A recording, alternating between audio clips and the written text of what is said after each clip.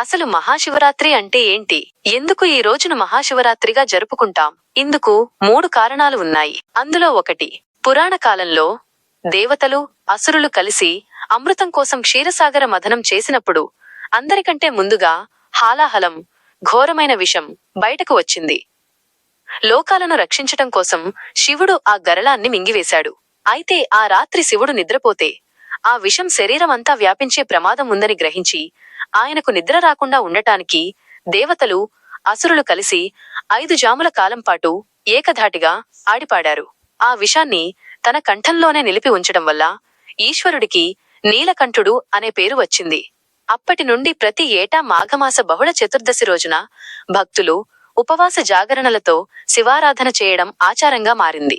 అంతేకాకుండా మహాశివుడు భూమిపై లింగ రూపంలో దర్శనమిచ్చిన రోజు కూడా ఇదే కావడంతో ఈ పర్వదినాన శివలింగానికి విశేషంగా అభిషేకాలు నిర్వహిస్తారు.